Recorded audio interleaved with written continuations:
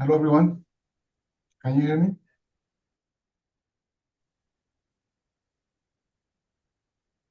I can. You hear me? Yes. How you doing? Good, how are you?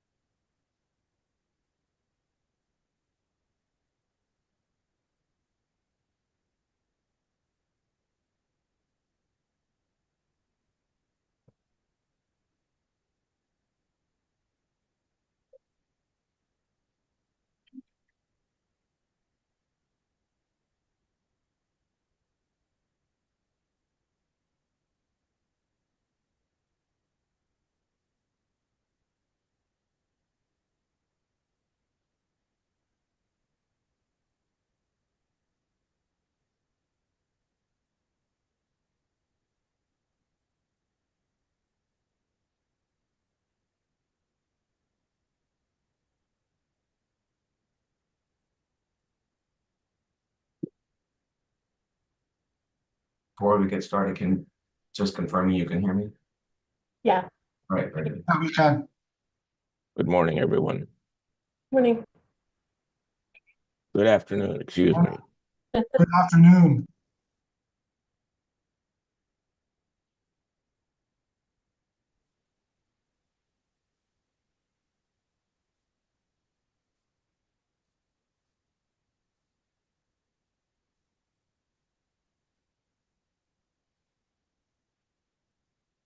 All right, it's 1 o'clock. Welcome to the April 8th, 2025 Complaint Review Committee meeting of the Arizona State Board of Pharmacy. My name is Jeff Anderson and I'm Vice President of the board, and I'll be leading us today through today's complaints. It's 1 p.m. and I now call this meeting to order. May I please have a member of staff conduct roll call and collect any conflict of interest declarations? Certainly, Mr. Chair. Mr. Anderson, Present, no conflicts. Ms. Nair, There are no conflicts. Mr. Thorwald, Here are no conflicts. and Mr. Anasif. Here with no conflicts. All accounted for, Mr. Chair. Thank you, Dr. Gandhi. We'll move on to tab 4, complaints, starting with tab 4A, which is complaint 24-0270. Type of complaint, a patient received the wrong strength of medication. I'll open the floor for discussion.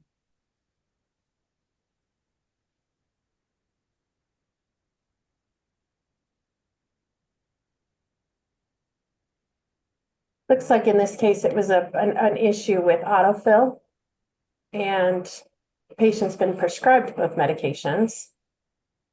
I was going in between dismissing it and 3 hours of non-disciplinary CE.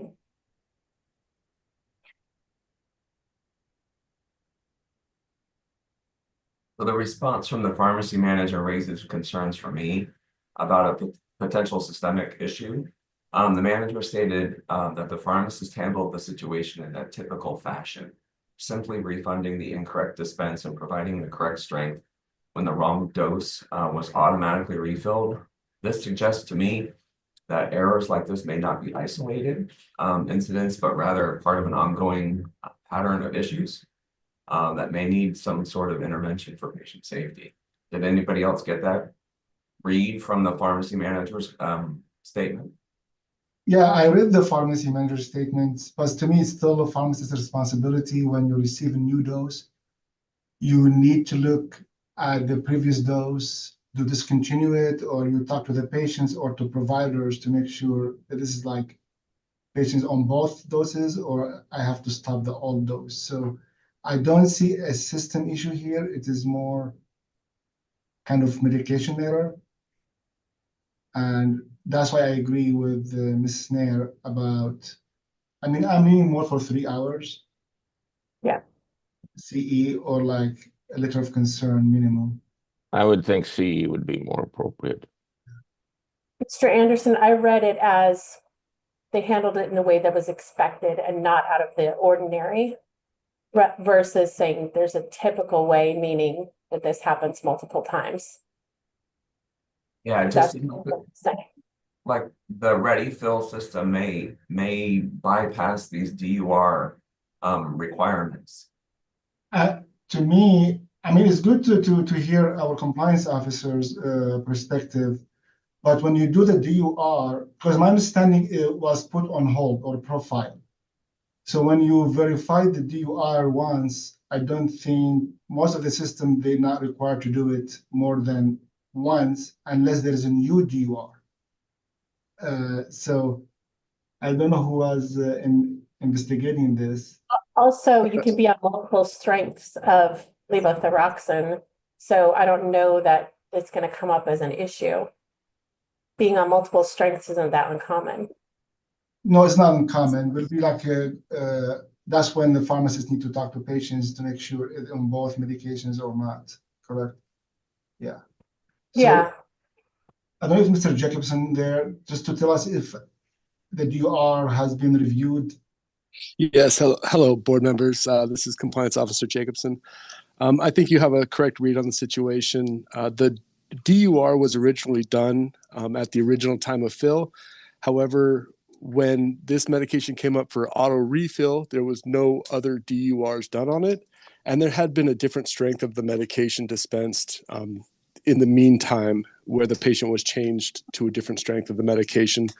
So there was no secondary DUR, and there was no requirement for a second DUR. Once both medications had been dispensed, there's never a requirement for the pharmacist to go back and look at it again.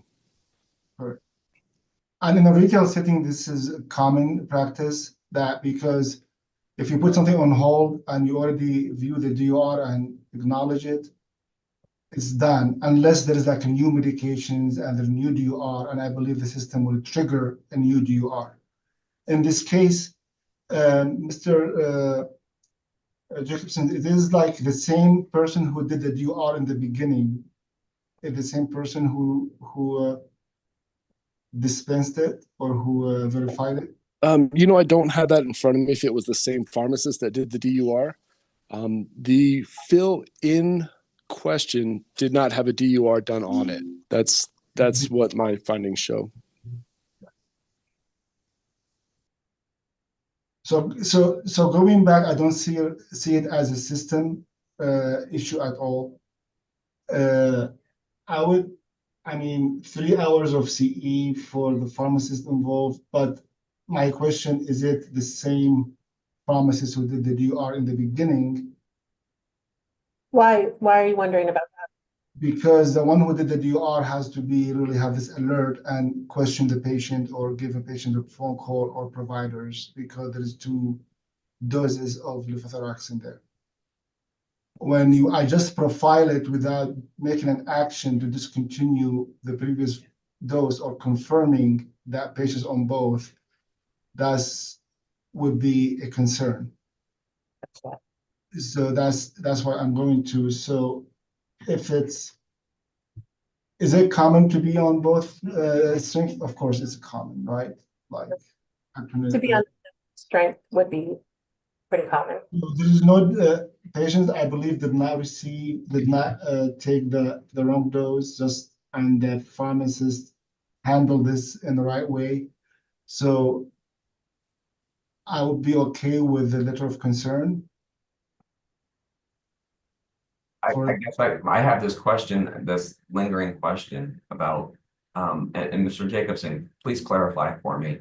The AAC R423402 that you cited, it says make a for A12, make a final accuracy check of the completed prescription label, including verification of the medication, accuracy of a patient's name, consistency with the prescription order, and drug utilization review, an initial in handwriting or other method approved by the board or its designee, finished label. So Correct. does that only need to be done the initial time, or is that on every fill? So I think I have the same concern that you did, Mr. Anderson, that this fill did not have a DUR done with it. And that was my finding, is that this fill, the original fill did have a DUR, but this fill did not. And the way that law is written, it appears that each time the drug is dispensed. That's kind of my point, is like the DUR is being bypassed because the system, the ready fill system is allowing it to be bypassed. So the pharmacist on the second attempt didn't get any sort of warning that another levothyroxine dose was dispensed recently and to screen for a DUR because the system didn't prompt for it. Yet our Arizona Administrative Code requires it. So that requires, yes. So Mr. Jacobson, you're talking about the 75 microgram, right? Did not have DUR, which is the wrong dose, correct? That's, geez, it is a little bit confusing. So let me set this Yeah, story. yes, the 75 microgram, the patient had been on 75 microgram and then had been moved to 50 microgram. Correct. And the 75 microgram was not taken off of auto refill. And therefore it was refilled without a DUR at the time of dispensing. Was refilled without DUR, correct, because the 50 microgram, when the pharmacist put it on hold or whatever, they did the DUR for the 50 microgram, right? So at the time of original fill, there was a DUR done on both drugs. Neither drug was ever put on hold Okay, so originally. the 50 microgram, the DUR for 50 microgram should show a duplicate therapy that patient's already been on 75. Right, which is why the DUR wasn't Correct. performed, which is a fundamental flaw.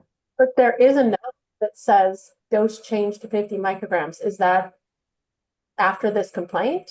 Yeah, After- it was sorry, board member Snare. It was unclear whether that note was included before or after the complaint was filed.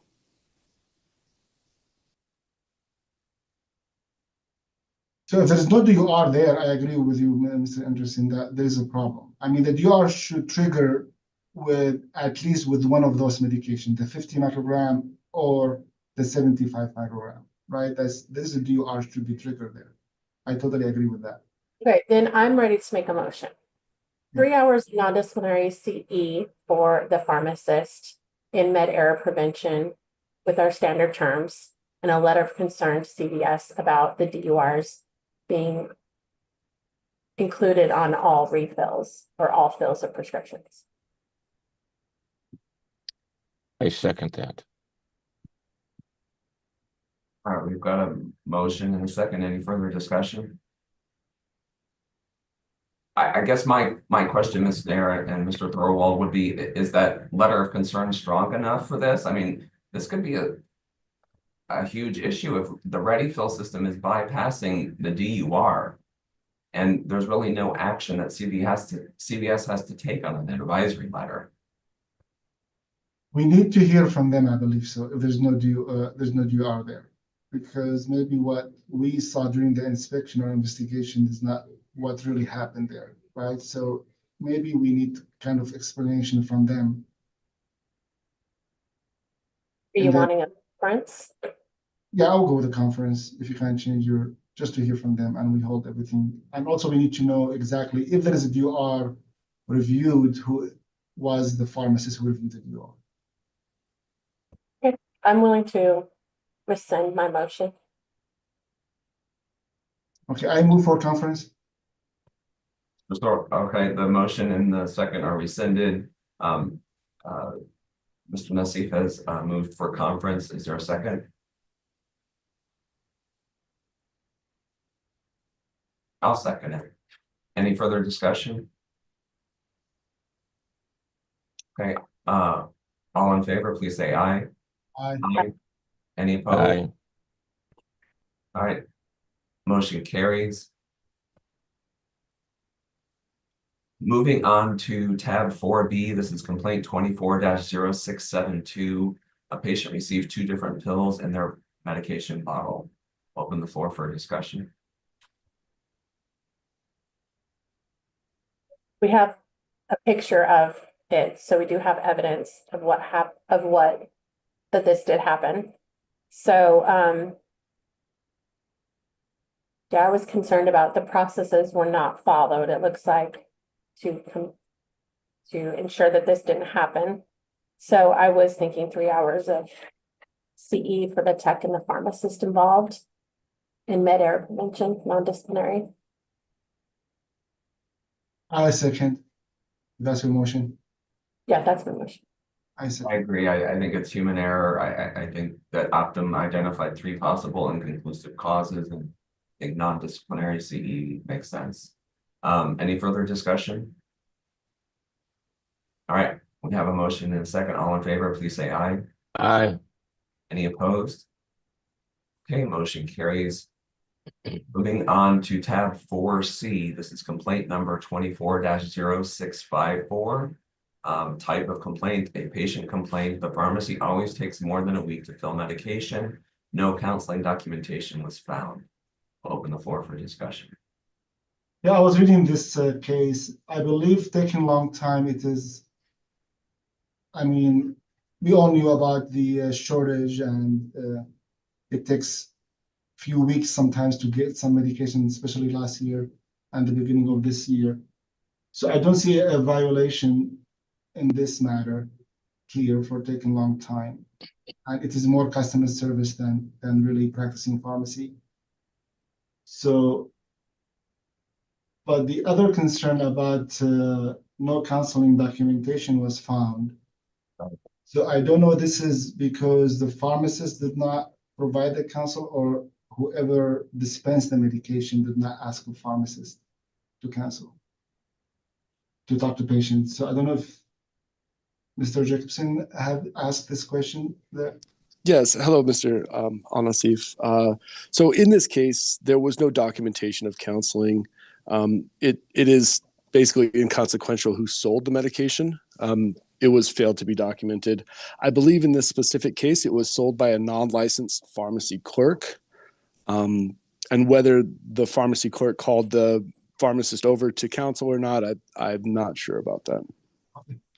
So this is unknown really, so we don't know what's happened there. I will move to dismiss for the PIC. I have a Correct. question, Yeah. Mr. Jacobson. Yes, sir.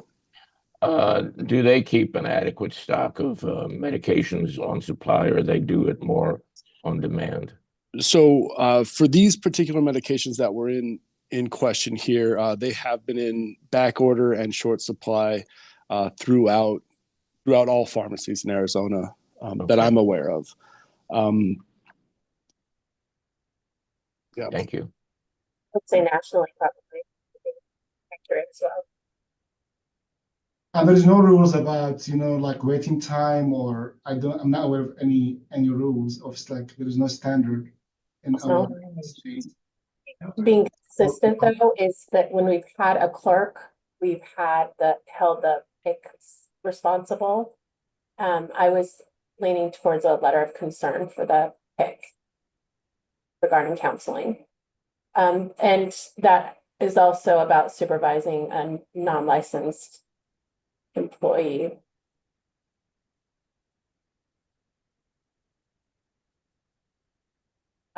I believe that's consistent with what we've done in the past. What if, yeah, I agree with you in this, but what if the PIC, I mean, not in this case, not in duty. So, Okay, yeah, I would be in favor of this as well. Board members, I believe in this case, it was the PIC that was on staff at that time anyway. it was, okay. So if that's your motion, I will second, Mrs. Nair. Yeah, I'll make that my motion. So can you repeat your motion, Ms. Nair? Letter of concern to the PIC regarding counseling and supervising of a clerk. All right, Mr. Nassif, look into that. Any further discussion? All in favor, please say aye. Aye. Any opposed? Motion carries. Moving on to tab 4D, this is complaint 24-0690. Patient received half of the quantity of medication she was expecting. We'll open the floor for discussion. feel like there's such a low risk of a safety concern, even though this isn't filled accurately. I would be in favor of a letter of concern to the pharmacist.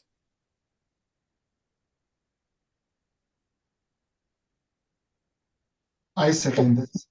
It was the right patient, the right medication. I have some discussion, just comments that I wrote.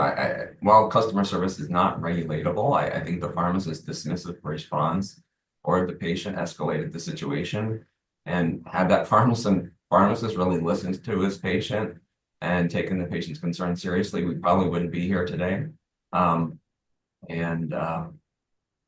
Great. That was my comment. Let me see my notes. Is it the one for the control medication? Yeah, C2. That's the one? Okay, sorry, I was reading my notes. I left the notes a different page. Yeah, since the control medication, I would agree with, so I resend my second.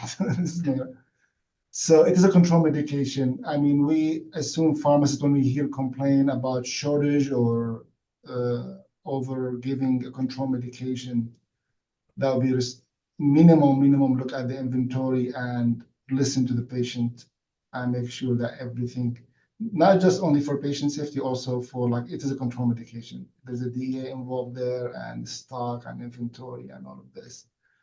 So, and this was a concern for me.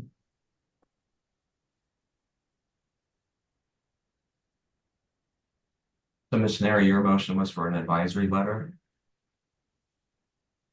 Yes, I mean, I'm willing to listen to discussion. If someone has an alternate, I guess I can rescind. I would propose an alternate of a non-disciplinary CE for 3 hours focused on patient communication skills with standard terms. We know if that exists before we make it up. Yeah, I don't know if this exists, like patient communication. I would think it's out there. What would be the alternative if it doesn't? Pharmacy law. Second. Yeah, rescind my original motion.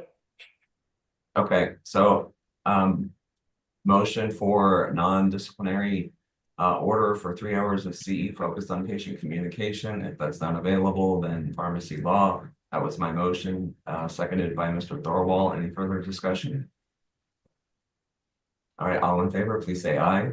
Aye. Any opposed? Motion carries. Moving on to tab 4E, this is complaint 24-0640. The pharmacy dispensed the incorrect medication. And we'll open the floor for discussion. Mr. Chair, this is Jennifer Gelnavong. Could we be sure to make recommendations for the permits named on the complaints as well? It looks like we may have not addressed for the permit in 4B, C, or D, just so we Yeah. have it appropriately accounted for. I believe dismiss for all of those permit holder. Do you want separate motions? Yeah, that's my motion, dismiss permit holder for those items. That I'm makes just sense. asking if we need them to be separate motions or can we take it all together? Dr. Kianavong, what do you recommend? Do we go back to these? No, you can just take it all together, make one motion to dismiss the permit T and Sure. B, C, and D. I'll second Mr. Nassif. All right, so we've got a first and a second to dismiss against the permit holder on B, C, and D. Any further discussion? All in favor, please say aye. Aye. Any opposed? Motion carries.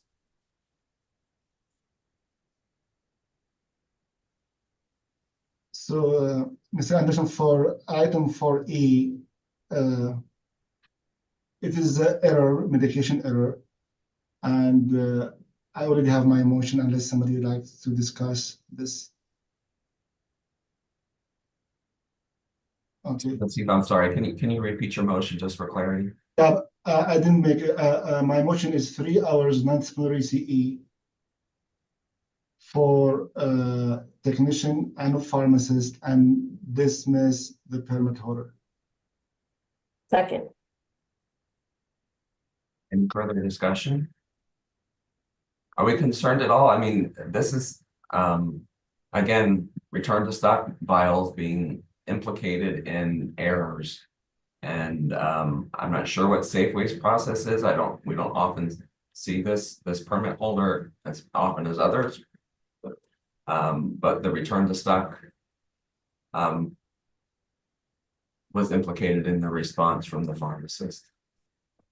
Yeah, I mean, the return to stock always, It's a high- yeah, it can be a source of many errors, right? But at the end of the day, it's the pharmacist and the staff responsibility, because permit holder can write many policies as much as we ask them to do. And if the working staff there, they don't follow this policy or they deviate from the standard, error will happen.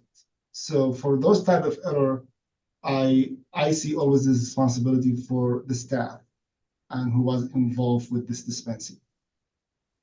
I guess my counterpoint would be is like, what systemic safeguards could Safeway put in place outside of policies? And are there other safeguards that the permit holder could employ to prevent this? They didn't mention anything about barcodes, or I don't know about the barcode issue here. It said, I remember, I wrote some notes about mislabeled with escitalopram's barcode, this amlodipine. So I'm not sure how the barcode system works. So perhaps there is just an opportunity to advise the permit holder about reviewing their safeguards on return to stock bottles and optimizing technology whenever possible. I don't know. There was a note about scanning it. I remember reading that. Right. I think the process could possibly be in place. It just wasn't followed. Is Mr. Patel available? Yes, I am. Mr. Patel, could you share anything about this return to stock model and the technology and the process? Sure.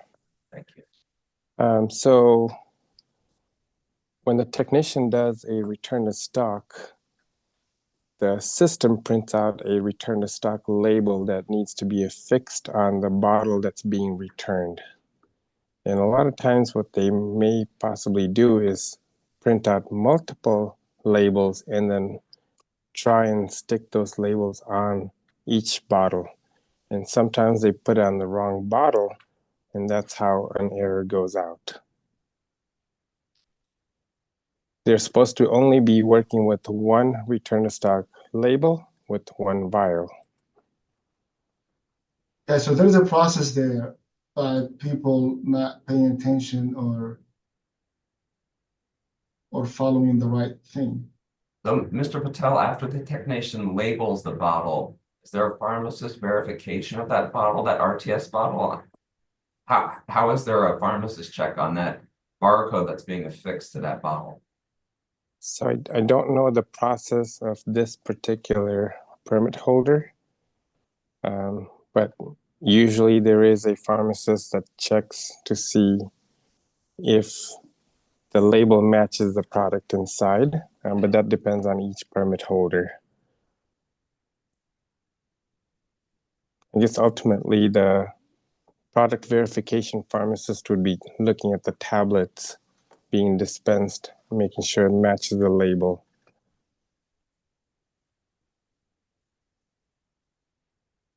So, Mr. Patel, in your assessment of this case, was it just human error, or was there?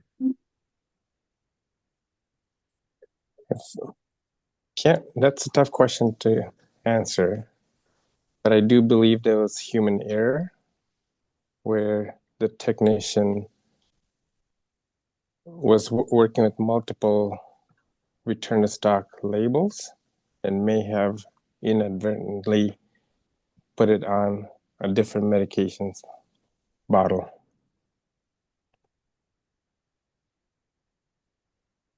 Appreciate the additional discussion around the RTS bottles. I believe there was a first and a second for 3 hours of non-disciplinary CE for the technician and the technician trainee and the pharmacist on patient safety with standard terms. Was that correct? Correct. Are you wanting to add a letter of concern to the permit holder? I was thinking about it. I don't think it would hurt.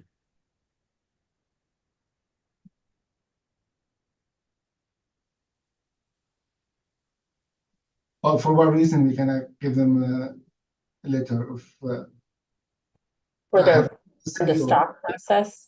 Yeah, Yeah, to review the return to stock process. Okay. I'll it is a modify. high risk area of concern that we see pretty often, so I think it's okay to have more eyes on it. So I modify my motion to add a letter of concern to the permit holder. I don't remember if I seconded. But I'll Okay. modify my second. All right, so we've got a first and a second for the pharmacist and the technician trainee. We've got 3 hours of non-disciplinary CE on patient safety with standard terms and an advisory letter to the permit holder recommending a review of their return to stock policies and procedures and processes. Any further discussion? All right, all in favor, please say aye. Aye. Any opposed? Motion carries. Moving on to tab 4F, this is complaint 24-0637. A type of complaint is a patient's father filed a complaint alleging his daughter's prescription was dispensed to the wrong person. Open the floor. I believe before we discuss this, I believe this is the same incident of As for for- yeah, for for G. I don't know if we can take them both together because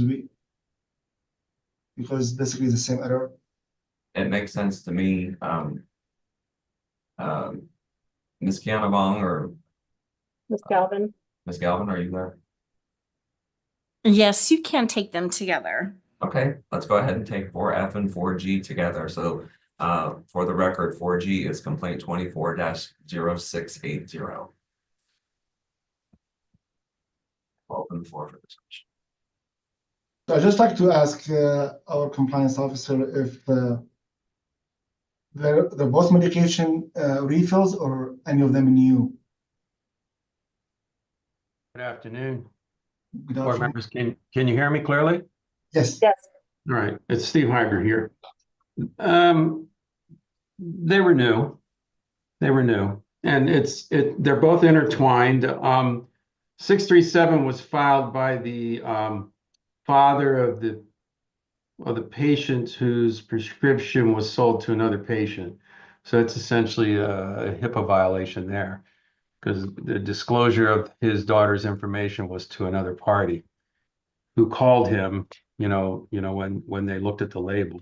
And then 680 is the actual complaint filed by the patient who consumed the wrong medication, one capsule of the wrong medication that he received. So in the case of the actual prescription that was dispensed in error, that would be classified as a refill, but it really didn't have a label. It was mixed into the bag with the patient's 2 legally prescribed prescriptions, which were filled correctly under 680. So it's a little bit of an intertwined case. So let me know if you have any further questions, but I think it's pretty clear with the write-up. Yeah. Thank you Oh, very wait, one thing I did want to point out, which was really interesting, on 637, go down to paragraph 4. Didn't pick this up right away. I kind of picked it up when I was writing the storyline, describing it. What I found was, when you look closely at how the prescriptions were sold, the patient that got to the fluoxetine that got to the patient with his 2 prescriptions, that was sold on 11/22, right? And the prescription that was sold was also filled and sold to the right patient on 11/6. So if it got filled and sold to the right patient on 11/6, how the heck did it get filled again on 11/22? But what we found was it looked like it was a label reprint. Yeah. And then that became a filled live prescription, which got, misbagged. So my and please correct me, Steve, if you think I misunderstood the case. So the fluoxetine there, it was in the process of return to stock, and the technician just grab it and give it to the wrong patient. So it sounds like they put it in stapled it to the bag, right? Correct. Yeah, it got mixed in there, so it was up on the counter, it was being worked on. And if it ultimately had been bagged correctly, it probably would have gone in the pickup bins and no one would have come to pick it up because they had already picked up their prescription, and then it would have been returned to stock Yeah. at some point, because they don't hold them for a month, obviously. If it had tried to be rung up again, which it didn't, then I don't think the system would have caught that at the POS, because the POS, I don't think, is doing any billing. It would only be if it was billed to insurance, and of course, it was not a actual fill, it was really a label reprint. Yeah, I mean, that's what I'm thinking. So it was just like on the side for return to stock or whatever. The technician just grab it and bag it, give it to patients without even scanning it to the POS system. That's my guess. I can't really say if this is a return to stock Correct. scenario. It's possible, but I mean, there's no way we would know, because there's no real reason for that, why that label was in rotation. Correct. Reprinted. And unfortunately, these systems, when you do a label reprint, it doesn't log any of those types of, transactions or activities. Yeah, So correct. the last paragraph in the summary, it says that it was in the process of being returned to stock. And that may have been their response. Yeah. But again, we get these responses, and I do want to say this is, I'm seeing this trend of people are all saying it's return to stock, return to stock, return to stock. But I question whether that's just an easy response to a complex question, or whether it really was a return to stock, because frankly, I don't know how you'd know if it was a return to stock. Correct. The systems don't track that in any particular way. They do in mail order, obviously, but not in the retail setting. At least I'm not aware of that. Yeah, the reason I'm asking this, because if it's something put on the side, the technician just bag it and give it to our own patient without scanning it, without any of this steps, is it a pharmacist responsibility? Like from when you review, Steve, the workflow there, do you think the pharmacist has anything to do with it? The pharmacist who Well, I mean, there's a legal and then there's an operational question to ask. Legally, they are responsible for everything. Operationally, I think as board members, you need to make your decision based upon, what you see in each individual case. We remain partial on this side, on the investigation side. And, if we see bad operations going on when we're there during a routine inspection, obviously we'll submit a violation. But in this case, I mean, the evidence that I got, I can't substantiate whether it was a return to stock, because there's no record I could see. It's their own response that they're giving, and then you'll have to use that to make your determination. Obviously, we did have a prescription get out. We did have a prescription get consumed by the patient. I don't think that's in question. And what yeah. about the counseling? It says it was signed that it was canceled. Yeah, let me look. Hang on. I'm finding a bag hole, folks.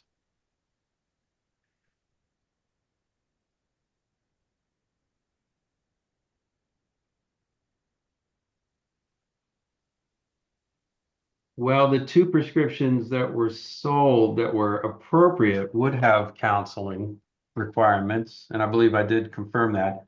The problem with the fluoxetine was it went inside the bag, so it was the invisible order. So you wouldn't even know it was there at the point of sale. So I would say there was no counseling done on that, obviously.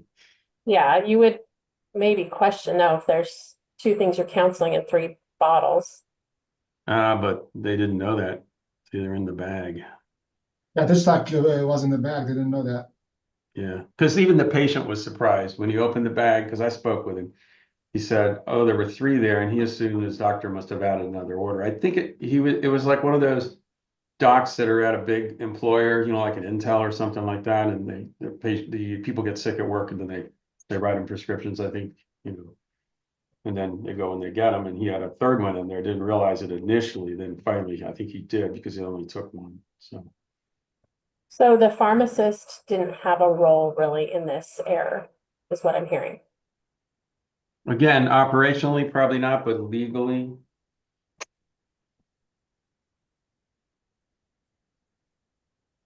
Um, I'm feeling that I'm comfortable making a motion if you, Sounds good. Sure.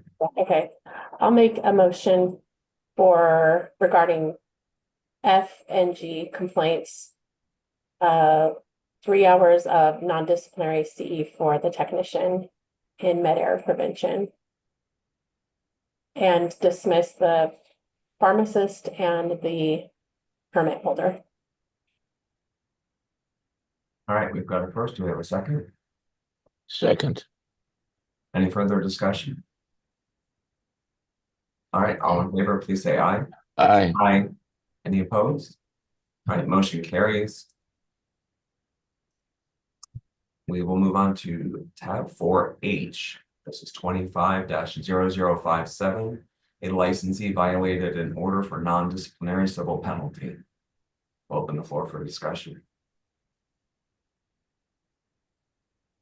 Typically, like we move for hearing for this, right? So, and this is my motion. Second, Any further discussion? All in favor, please say aye. Aye. Any opposed? Motion carries. Moving on to tab 4I. This is complaint 25-0007. A licensee may have filed to report a charge within 10 working days. We'll open the floor for discussion. make a motion for a $250 civil penalty for failure to report.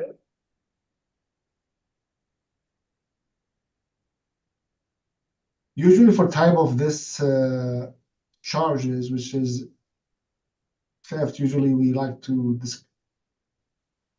for I conference. feel comfortable, it looks like it. But if that's something you want to discuss. Mr. Nassif, could you repeat that? I mean, for type of charge, like usually with theft, we go with conference to hear from them.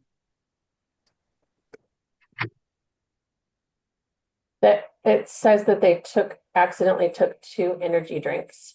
So I don't feel like I would change my mind hearing more about it in person. So I feel comfortable with it, but I agree, and I read her explanation on why, and I could see where she got hyper focused on her child. Okay. So what's your motion, Mrs. Snare?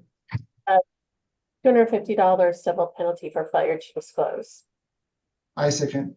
I have a quick question. How long, we've had this type of thing come up before, and sometimes the people have ended up being in jail for longer than the 10-day period of time to report. And I don't see, and I'm not saying that's this case at this point, but I'm just simply saying that that can be an issue that we should think about how to handle that better in the future. We have a standard term as far as how quickly they need to have the payment to us. But I think we've taken into account when someone's been incarcerated before. Maybe Ms. Galvin, you can speak to that. Okay.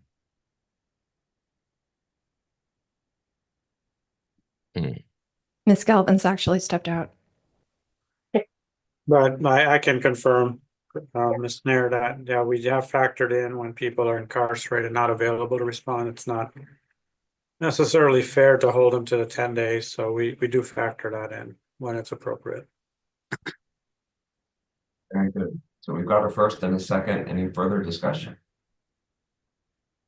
All right, all in favor, please say aye. Aye. Any opposed? Okay, motion carries. Moving on to tab 4J. This is complaint 25-0002. A prescription was dispensed with an incorrect strength mixed with the correct strength. Open the floor for discussion.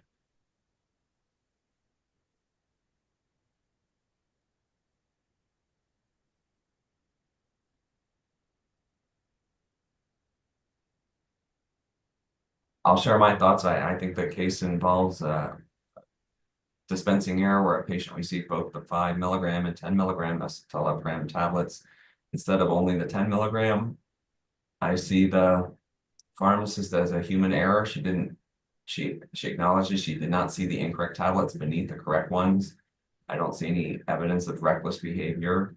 The technician, I see it as kind of at-risk behavior. She bypassed scanning, and unclear why she did not use the automated dispensing system as configured, because one was a fast mover and one wasn't. So I was kind of It curious. was a stock file.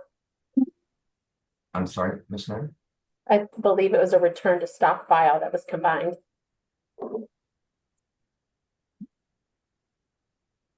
Mr. Patel, do you have any comments to share with us about that?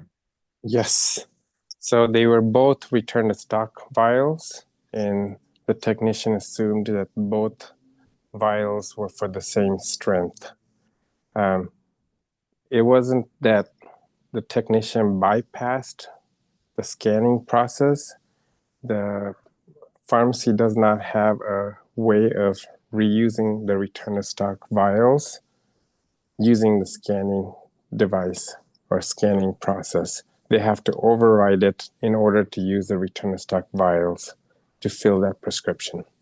That's very interesting. So the other permit holder we just recently discussed had a more advanced technology with barcode scanning than this one on their RTS bottles. Yes. Or maybe they can override kind of like more safety guard. So when the pharmacist will look physically to the capsules or the tablets there. The pharmacist does get informed that the scanning was overridden. Okay. And so when the pharmacist reviews the product, he or she has that information that scanning was overridden.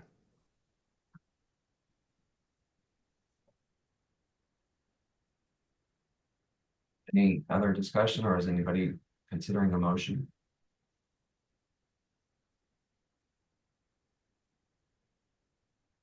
To me, it's typical error. It is 3 hours of CE error prevention. And I make this my motion and dismiss the permit holder. Second. So 3 hours CE for the pharmacist and the technician involved. Yeah, for both. Yeah. Dismiss the permit holder. Yeah. Okay. Second. Just another comment. So on the other permit holder with the return to stock implication, we issued an advisory letter with it. But this is like kind of proving my point. So no matter what the permit holder do to put a safety guard for staff to avoid or to minimize errors will take place, and then the pharmacy staff should be following the policy or be like more aware or like cautious when they dispense medications. That's why I don't see like a permit holder has anything to do with it, unless it's proven the policy or the system they support is the reason of this error. I agree with Mr. Aziz. I agree with you. I also see Mr. Anderson's point, though, that the permit holder maybe needs to look to see if there's anything they can do to help the process, because you know that each time you're going to have to override it. Maybe there's some fixes they can put in place to make this safer. Or some additional warnings to the pharmacist. I mean, we just heard Mr. Patel say that we had a grocery chain have higher advanced technology on return to stock bottles than we do a chain that's their core business. So we have the Institute for Safe Medication Practices talking about return to stock bottles being implicated in a bunch of patient safety concerns in their latest call to action for pharmacies. And I think at minimum, an advisory letter very similar to what we said to the other permit holder would be consistent and really kind of hopefully drive home the message that return to stock it is a complicated and a point of safety concern, and we're seeing issues with these, and we're here to save the public from mistakes. And if the permit holder has an opportunity to enhance the system, implement barcode technology, or do something a little bit more sophisticated than just have a policy and rely on people who are human and will make errors to fail. So I think I agree. I feel like it's in line with Just Culture. So do you You've mind? So, You've convinced me. I withdraw my second. so I modify my motion to send advisory letter to a permit holder. very good. I appreciate the discussion. So we've got a first and a second. I withdrew. Oh, I withdrew my second. So. All right. Do we have a second?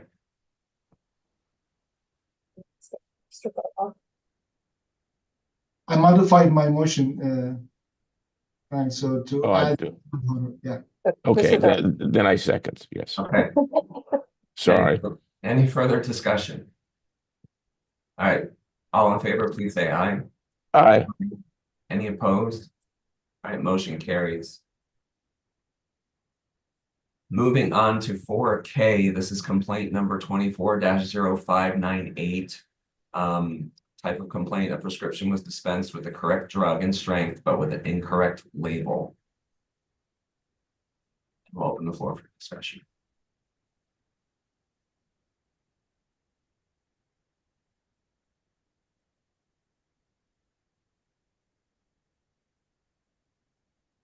So I have questions about their filling process. Like, when does final verification take place? Maybe Mr. Patel could help answer that.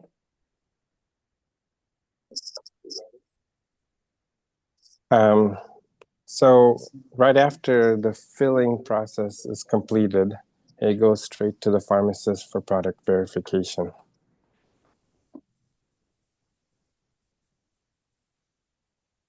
Is that what you were asking about? Yeah, so someone does final product verification. And I put in my notes, was it checked against the label or against the leaflet? It was checked against the leaflet and not the label. So they look at what's inside and they check the paper with it instead of the label that's on it? Well, the Or is that actual process should be look at the tablets and look at the label on the vial. But the pharmacist looked at the tablets and looked at the leaflet.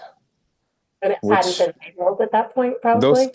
Those two did match, just did not verify the label that was on the vial, which happened to be someone else's label. Yeah. So the process was not followed correctly. And that was the main breakdown right there. Mm-hmm. But just before that, Ms. Nair, from what I read, the video footage also confirms that the technician bypassed the labeling procedures and affixed a previously printed label. Is that correct, Mr. Patel? That is correct. There was another label that was on the printer that was not removed before the filling procedure was continued.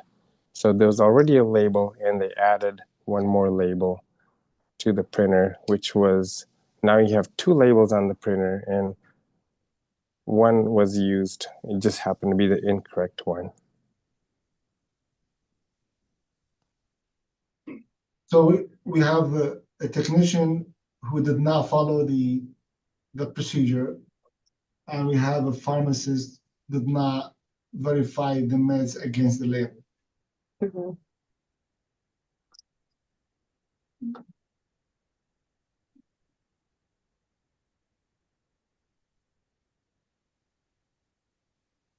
It's an error, so I don't know if you have any other discussion I can move.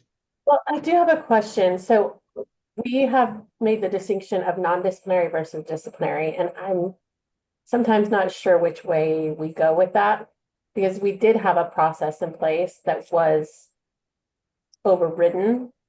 So I guess that's my question for everyone of if this level is disciplinary or non-disciplinary. What everyone's thoughts are about that. It's there, I think very similarly like that is like human error to me, where it's pure human error. I think non-disciplinary, and when I see at-risk behavior, I think it could go either way, and when I see reckless behavior, I see discipline. So that's how, when I'm looking at the just culture framework, that's what I look at and how I go towards motions. So what's your read on this?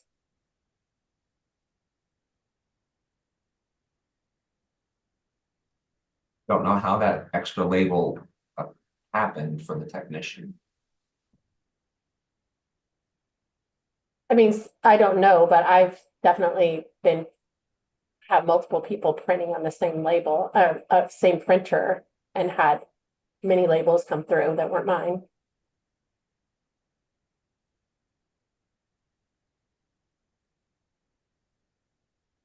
But the not verifying the label is a little bit odd to me. Agree. I think that's at minimum at risk, could be reckless. So I think that is beyond human error.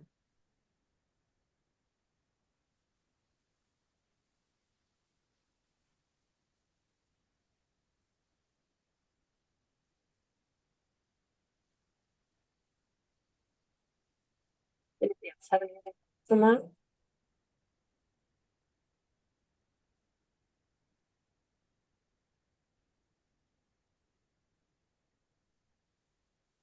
Mr. Batal, so did the pharmacist confirm that he did not check against the label or just?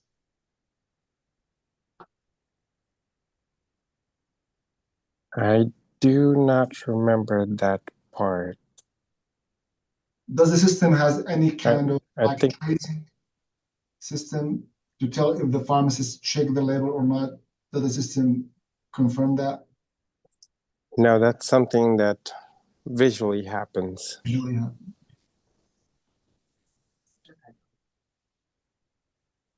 It says the product verification pharmacist used the correct leaflet to verify the correct product was in the vial, but it had the wrong label. So if they were looking at the label, I guess it could have been missed. Missed or overlooked, or you know what I mean, like fatigue, you know, when you see, which is we don't want to see that happening, but it happens. So I lean definitely for non-disciplinary for this case because I don't see any reckless or ignorance there. So I keep my motion. I already made motion like 3 hours CE for both, non-disciplinary for both the technician and the pharmacist, and dismiss the permit holder. All right, do we have a second? I'll second. All right, any Aye. further discussion? All in favor, please say aye. Aye. Aye. Any opposed?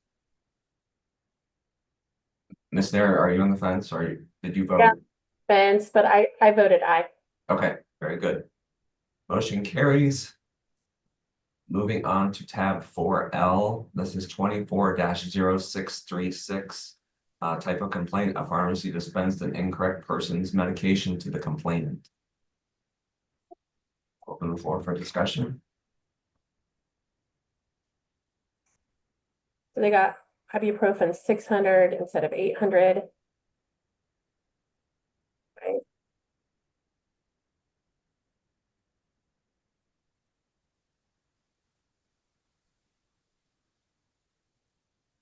Yeah, it's like it is like a wrong medication for wrong patient. It's like wrong label, like it's totally different person's medication given to a wrong patient. Just happened the same med, different. Oh, right, yeah. Just happened so. And that's why like Are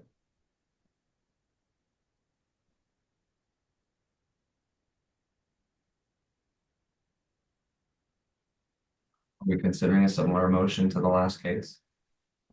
yeah, I will do the same motion. It is 3 CE continuous education for error prevention for both pharmacist, technician trainee, and for pharmacist and for pharmacy technician trainee, and dismiss the permit holder. All right, is there a second? I'll second. Or any further discussion? All in favor, please say aye. Aye. Any opposed? Motion carries.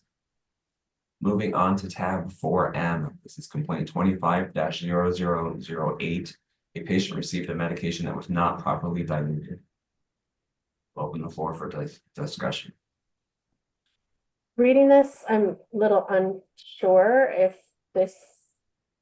we have enough proof either way. Maybe Mr. Jacobson, can you shed some light on that? Was it accidental? Hello, Ms. Nair. I had a similar feeling about this case that you just indicated. I tried to present the facts as I found them, but I couldn't personally come to any conclusions either way. Just tried to present everything for you to take a look at and make that determination. One other point of information that I thought might be interesting is I did run a report for 35 fills of the same medication prior to this fill. And there were no complaints on any of the previous 35 fills of this medication. You know, in light of that, I would say I just don't feel like we can make a call either way on what happened here. So I would move to dismiss. Second that motion. Just for discussion, what are the board members' opinions on the violation of the internal policy of CVS? The internal policy of CVS says technician trainees should not be performing this function. Although state law permits the action, the employer has a stricter policy. What's your position, or does that impact any of your decision making? Or does it simply just fall under the employer's internal governance because they didn't break any state laws? It doesn't affect my second. I don't think that's something we would take action on. That's something I feel like internally they would handle. Mr. Jacobson, did you get a sense that they were internally looking at that after that was brought up and that they submitted that policy to you, obviously, and they recognized that the technician trainee did the reconstitution? Correct. They did submit that policy to me, and I believe traditionally we do hold them to follow their own policies.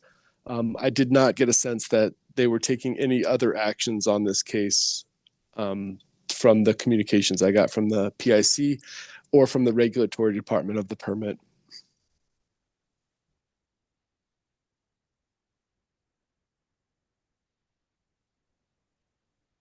You think there's any value in any sort of advisory letter to the permit that they need to be following their own policies or modify their policies?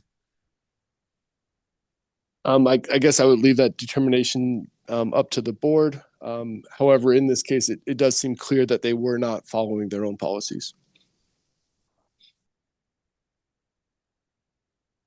I'm torn on it because I agree with you. I also know that it's permissible. So it's not that we're in opposition.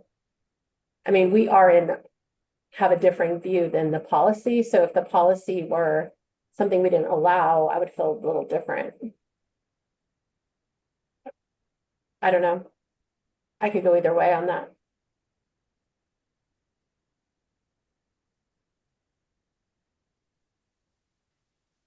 Mr. Nassif, do you have any comments? Yeah, I mean, I'm just looking at, so nothing wrong happened, right?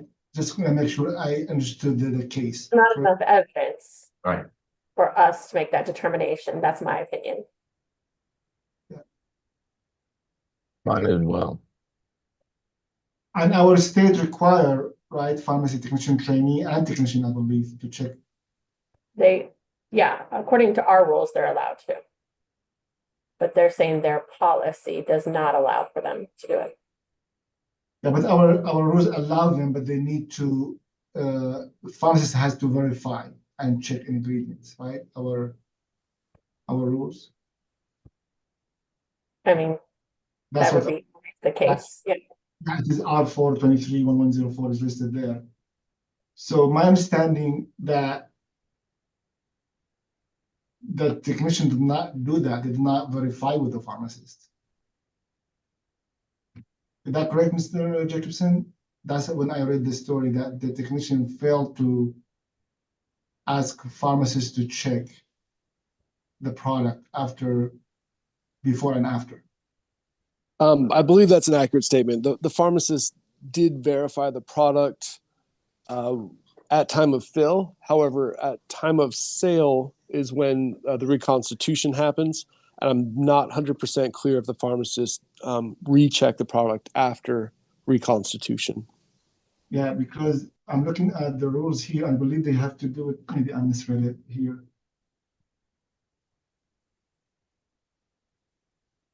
The PIC in their response, they reviewed the video footage retrospectively and saw no issues with how the technician trainee, reconstituted it. Is that the way I read it?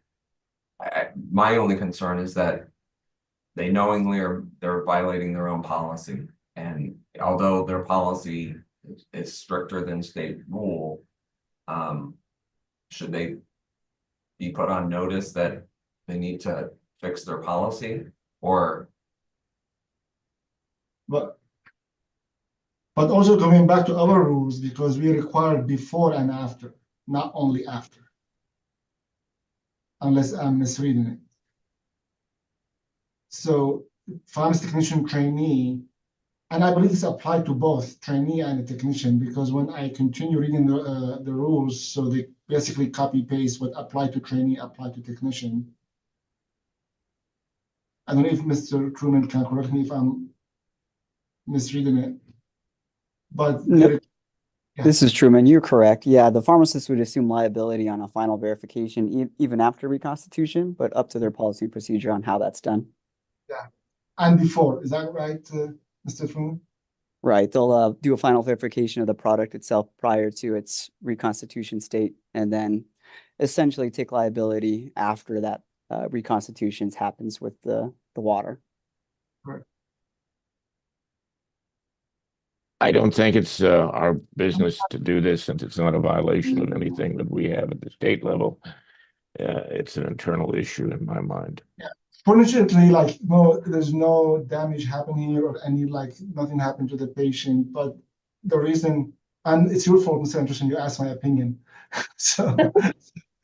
So I believe the pharmacists need to verify the product before and after, just following our own rules. I mean, how do we know if a technician mix it with alcohol instead of water, right? I mean, how do we know that? Just looking at the counseling window to see this is accurate or not. So I believe checking the product before and after reconstitution, it is listed in our rules for a reason there, right? So now the question, did they follow I'm not really worried about this company's policy at this time. I'm worried about did they follow our rules or not, right? So is it proven, can we prove that the pharmacy technician ask pharmacists to verify before and after? Can you explain either, I can't remember who was on this, Mr. Jacobson, can you explain how the fill master works? I think I can shed some light on that. So the way the Fill Master works is it's an automatic reconstitution device where each NDC is programmed for how much water is dispensed. The product is scanned by the Fill Master device, and the water is dispensed in 2 stages. So the technician, or in this case, supposed to be the pharmacist, would scan the reconstitutable product. The Fill Master would dispense into the bottle half of the water that was required. The pharmacist would then shake to mix the product and then go back to the Fill Master device for the second half of the water. And then again, shake the product to ensure that the product had been properly mixed.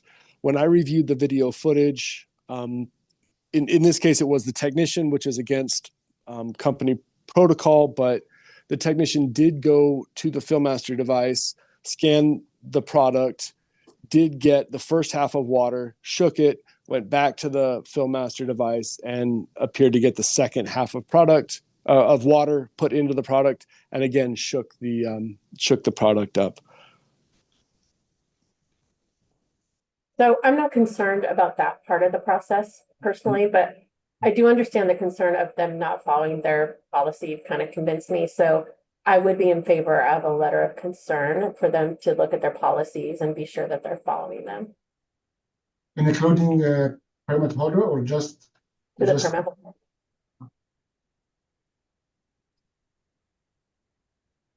All right, we've had a lot of discussion. I can't remember who made the I initial. think, I'll rescind my motion. I did make a motion to dismiss. So Mr. Thorwald, I think you seconded the motion. I did, yes. I'll rescind it. I haven't changed my mind though.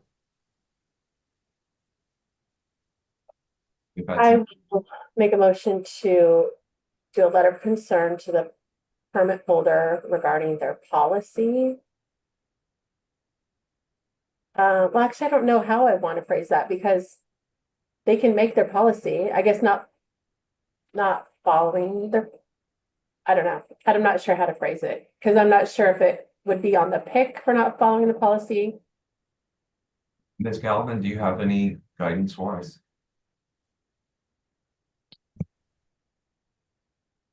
If there is a requirement that they have a policy and follow the policy, you may wish to cite that as a possible violation. But they have a policy that's more strict than what we require. So they can choose to do that if they so wish. It just wasn't followed by the people working in the pharmacy.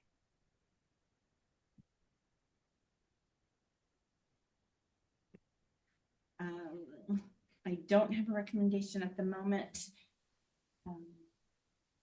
Even, I guess it can be more restrictive than what the state requires. So failure to enforce their policy could be a violation. Or maybe for the PIC to have followed the policy that was in place. I don't know. I'm not sure. I'm not sure who we would want to hold responsible here. So if I may, the violation that I cited was in 610, and it says the pharmacist in charge shall ensure all pharmacy policies and procedures required under section 4 are prepared, implemented, and complied with. So it would be the PIC. We're not following the policies and procedures. Correct. But it also says required under. So this is not required under because there's no requirement for this strict policy to exist. Yeah, they're not required to have this policy. Mm-hmm. Again, I do not see that as something that we have authority over or should be telling them what to do in this case. It's a tough one. You could refer it to the full board and get some more opinions.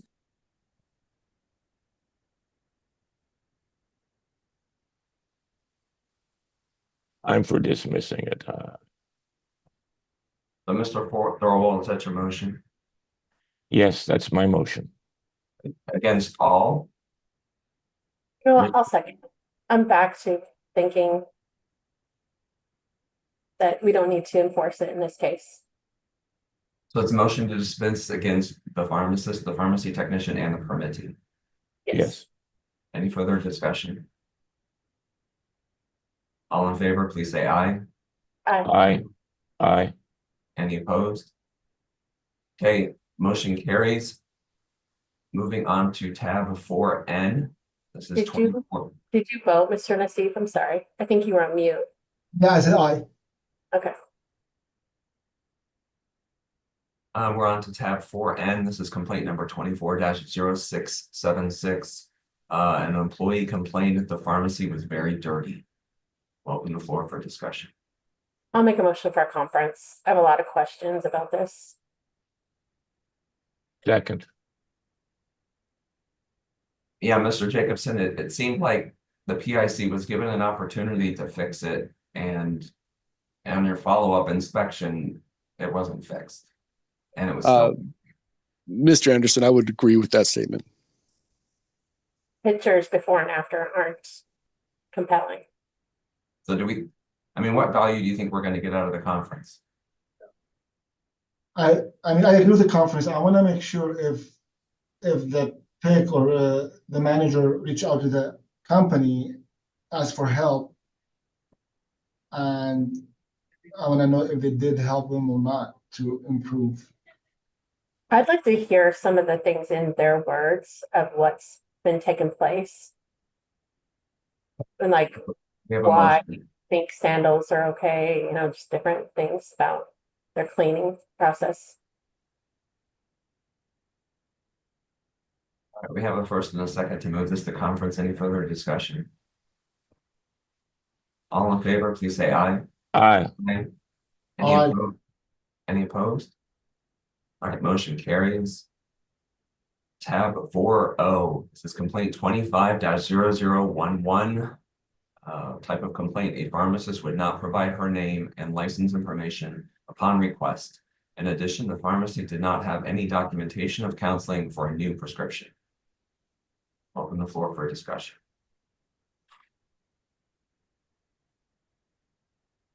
Now, in this case, the license was within their site, correct? Right? They pointed that to the license. It sounds like not a great exchange took place, but it was visible to the patient, so they were able to get the name, correct? At Board one members, point, this is Compliance Officer Castañeda. yes. Yes, that is correct. The license was posted in site. It may not have been a great exchange between the complainant and the pharmacist, but it was maintained at the pharmacy there. So I'll make a motion to dismiss. I believe this sounds like a customer service issue and not in our purview.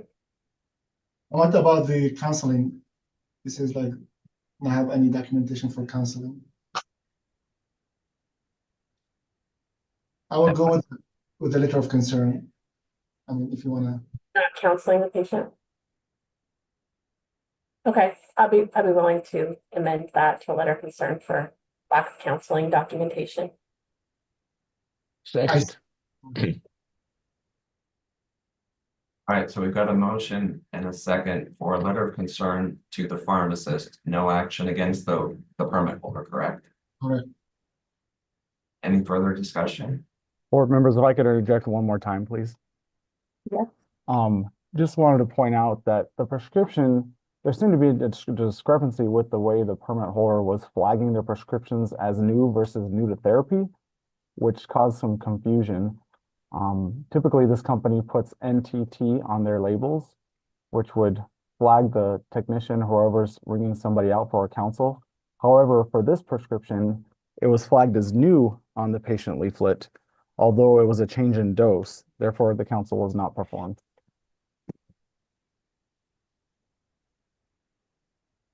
So there's a system issue, so we need to include permit holder to our list. If it was new to therapy, it was a pharmacist judgment call of whether or not there should have been a counsel, is what you're saying? What I'm saying was this dose was a new dose, an increased dose from the previous one. And typically, the company flags on their patient leaflet NTT. I believe we have an email exchange. I think it's on page 675. And I did ask the district manager about this. She did confirm it says new, should have been counseled. And then a little bit later on page 682, the PIC was still looking into why the prescription was not flagged as NTT and just as new. So that issue hadn't been resolved at the time I wrote the report.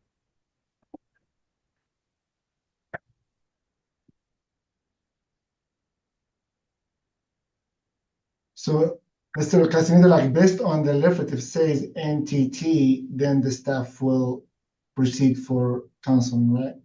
Correct. That would alert the technicians or whoever's ringing the patient out that a counsel would be required.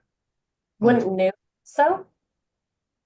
I do believe new could also indicate a continuation in therapy from a previous dose. Which is not required. Correct.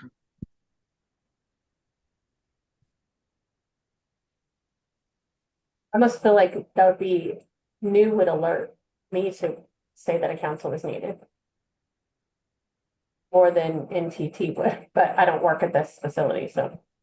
Mr. Castaneda, I don't know if you know the answer or you have the answer for this. Can this be removed by staff, this like NTT or kind of like can be changed by staff? I don't believe that it can. I could dig more into that, but I don't believe that it can. I think the system flags it. System flags it. An additional block. So, Mr. Castaneda, are they asserting that because it didn't say NTT, that the word new didn't trigger them to counsel? I think the PIC was confused as to why it didn't flag NTT and it didn't flag for a counsel. And the district manager initially said anything that says new should be counseled, but they were looking more into it to see what had happened with this prescription. Are any other compliance officers versed in this drugstore's and new versus NTT nomenclature? This is Chirag. Yes, I am. So I'd be interested in hearing your perspective.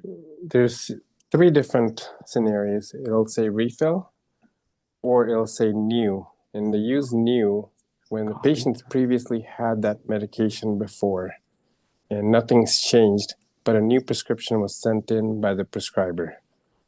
Now, if something's changed, as in the strength or directions, then it'll say NTT, which means new to therapy. Now, that's not, either one of them is not removable or restrictive, but the pharmacist during product verification or drug utilization review, they can put an additional block that pops up at the register. So in case the pharmacist wants to speak to the patient about the medication, then they put a block, which only a pharmacist can remove at that point. So let's say there's a block in regards to Synthroid 50 micrograms and Synthroid 75. The pharmacist will be called upon and say, hey, patient, what's going on? Why do you have 2 different strengths and so on? And then the pharmacist removes that block before the technician can sell it to the patient.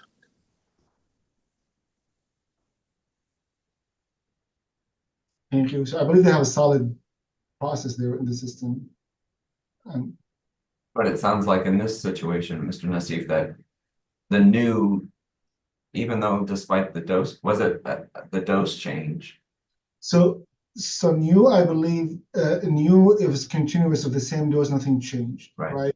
And NTT, if there's anything changed, direction, dose, like, or new treatment, that will label as NTT. But, and then in this case, they say flagged as new, not NTT. I mean, I don't know if we have answer for this, what happened, but can we, like, the patient had it in a different store, so and the system recognized it? I don't know if we have answer for that. So, Mr. Nassif, while I was there investigating, I did look at the patient profile, which I believe I also include in the packet on page 648, and it appeared to be a new dose. And neither myself nor the pharmacist in charge could determine that it was a dose the patient had been on before. Sorry, the profile starts on page 651.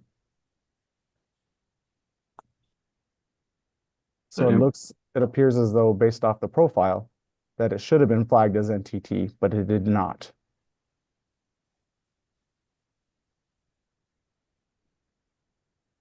So in addition to the advisory letter that we're discussing for the PIC, we could consider an advisory letter to the permit holder about how this is designed or how this, somebody needs to look into the configuration of this.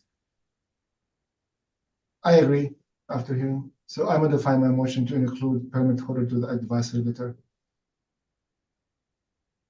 But you're reminding, So you second, Mrs. Snare? can you remind me what drug it is? It's Monjaro.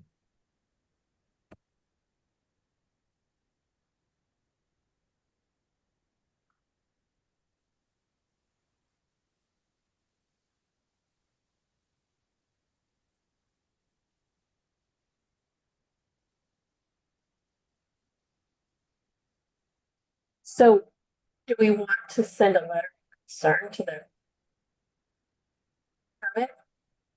To both, to permit holder and to the pharmacist, to PIC, to the PIC.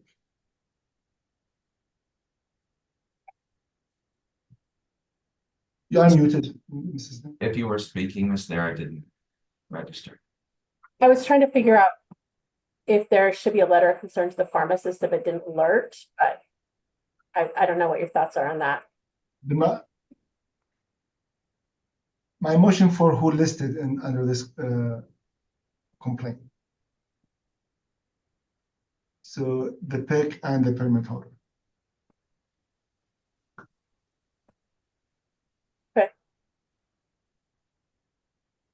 There is your second stand.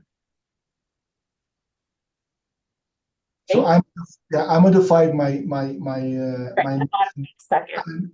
Okay. We got a first and a second for an advisory letter to both the permit and to the pharmacist. Any further discussion? All right, all in favor, please say aye. Aye. Any opposed? Okay, motion carries. Moving on to tab 4P. This is complaint 24-0485. Type of complaint, pharmacy not secure, 2 technicians practicing without a current license. We'll open the floor for discussion.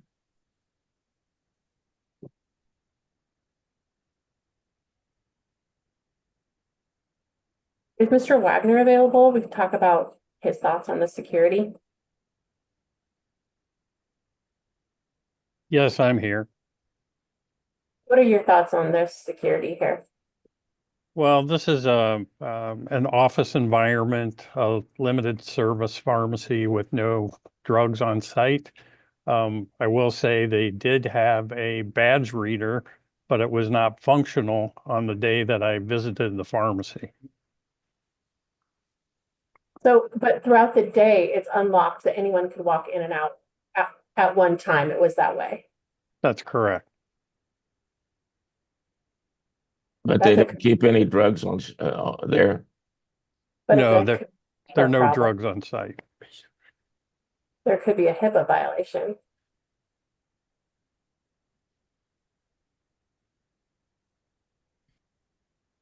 Mr. I mean- Wagner, was it properly manned so that, you know, if somebody wandered into this office suite, that somebody would stop them? Well, there's nothing restricting anyone from moving within the suite once you go inside the door. Now, there's staff there. Somebody would likely realize that somebody entered the suite, but there's nobody physically manning the entrance.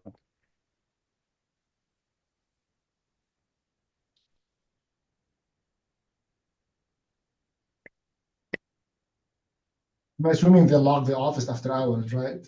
I'm assuming they do that. Yes, after hours, it's locked with a key.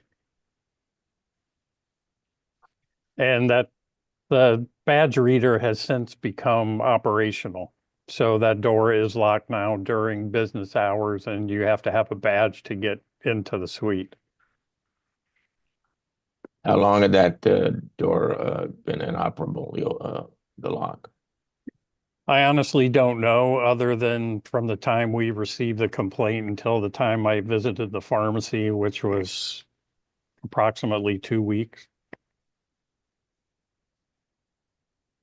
Was there any orders on file to have it repaired, or were you able to see anything like that? I did not ask about that. Sometimes it takes quite a while to get things like that repaired, so once they break down. And there's a few questions also about the other 2 employees, technicians that work in without license, and some of them were not sure how many prescriptions they run for Arizona or Ohio. So I move for conference. I would like to hear more about this. Okay, I'll second that. Any further discussion? All right, so we have a motion and a second for conference. All in favor, please say aye. Aye. Any opposed? Nay. All right, just 1 nay, motion carries. Moving on to 4Q, this is complaint number 24-0538. Type of complaint: improper storage and handling of vaccines, possibly rendering them adulterated. Open the floor for discussion.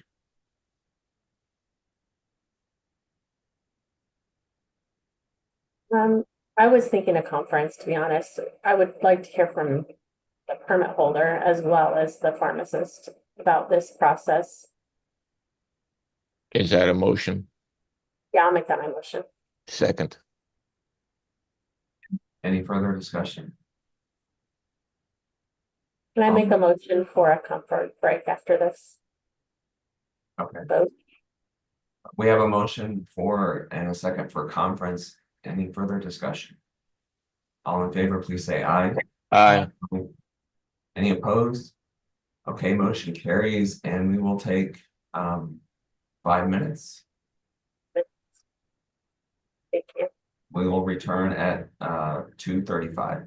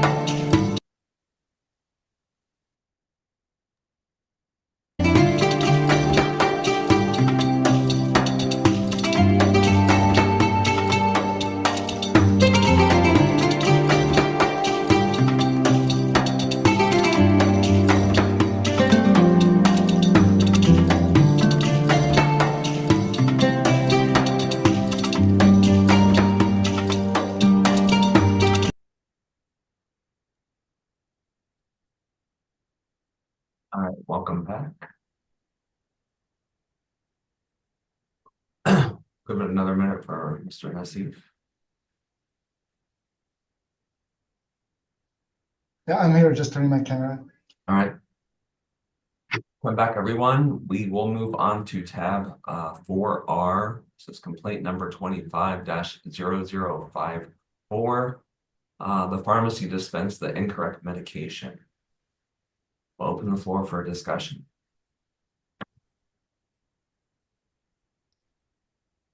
I'll share my notes. I see that a technician misentered lamotrigine 200 milligrams instead of labetalol 200 milligrams, despite the ERX clearly indicating hypertension.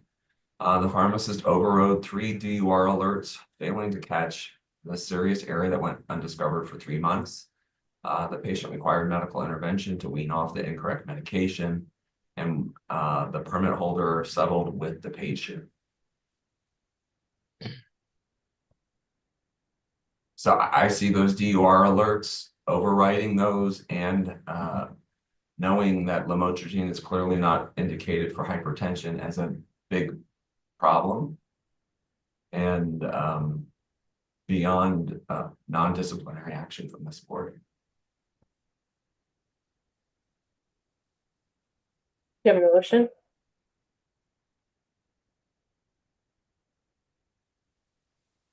So, Ms. Galvin, I know that there was a settlement with the permit holder and the complainant. Decrees of censure generally will have a financial restitution. So would we just do a letter of reprimand if we wanted to do something like that for the pharmacist, or would we also do a decree of censure? Or I guess what's the distinction between the two in a case like this where it seems like the settlement has already occurred and the compensation to the complainant has already occurred?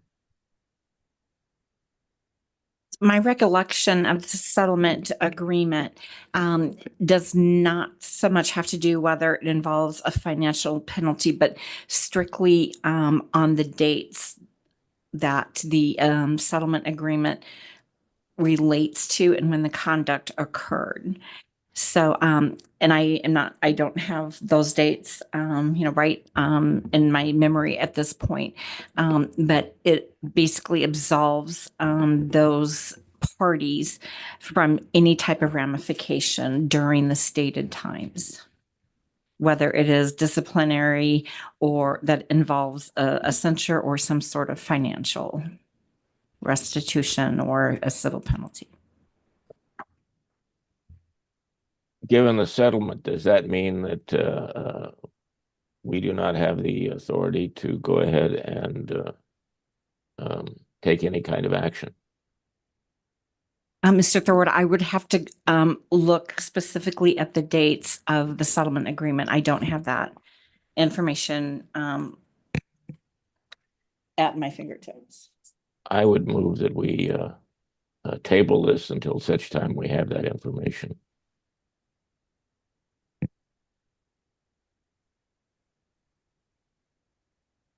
I can be prepared to address that at the time of the board meeting. All right, that sounds good. So we can move this to full board. Any concerns with that? I move that we move this to the full board. All right, I will second that. Any further discussion? All right, all in favor, please say aye. Aye. Any opposed? All right, motion carries. Moving on to tab 4S, this is complaint 25-0062. A patient received a medication labeled for another patient. We'll open the floor for discussion.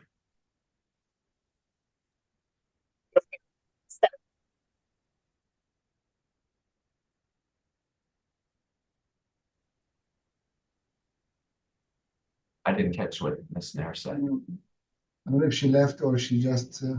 Oh, she says she's recused?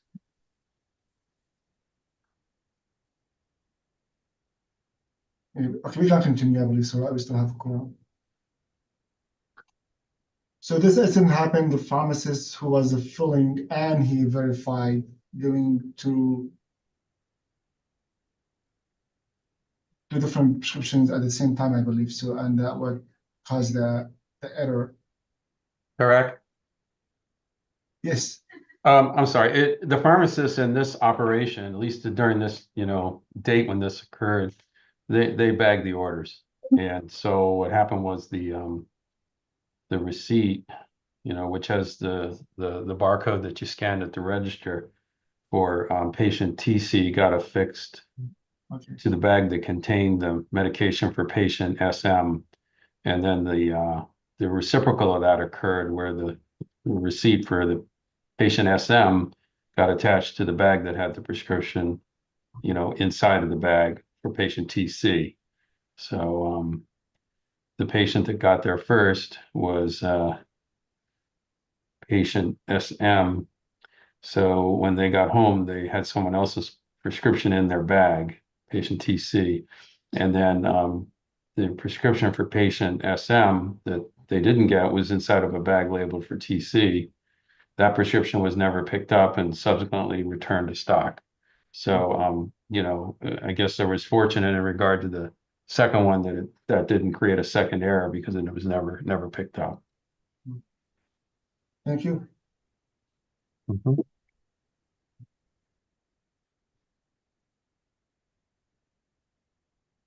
Are you considering a motion?